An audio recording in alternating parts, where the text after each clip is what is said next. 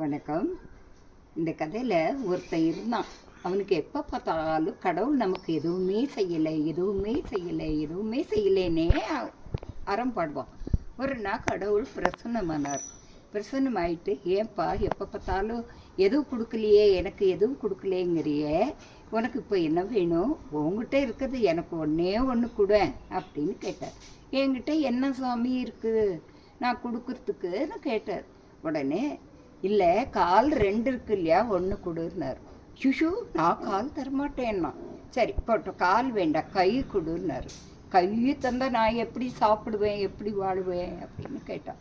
இப்படி ஒவ்வொரு உறுப்பாக கேட்டு அவங்க இதை கொடு எனக்கு அப்படின்னு கேட்கும்போது, நான் கொடுக்கவே மாட்டேன்னா. பார்த்தியா, உனக்கு அபூர்வமான வஸ்துக்கள் எல்லாம் நான் கொடுத்துருக்கேன், அதெல்லாம் நீ சந்தோஷமாக அனுபவிக்காம கடவுள் நமக்கு செய்யலேன்னு நினச்சிட்டு இருக்காதுன்னு சொல்லிட்டு அந்த தியானமாயிட்டார் கடவுள். அப்புறம்தான் அவன் யோசிச்சானான், அடாடா விலை மதிக்க முடியாத பொருளெல்லாம் கடவுள் நமக்கு கொடுத்துருக்காரு, நம்ம சும்மா இருக்கக்கூடாதுன்னு சோம்பேறித்தனத்தெல்லாம் தூரம் போட்டுட்டு சந்தோஷமாக வேலைக்கு போய் ரொம்ப குஷியாக இருந்தானா. சூப்பர் அஜி, தேங்க்யூ. தேங்க்யூம்மா.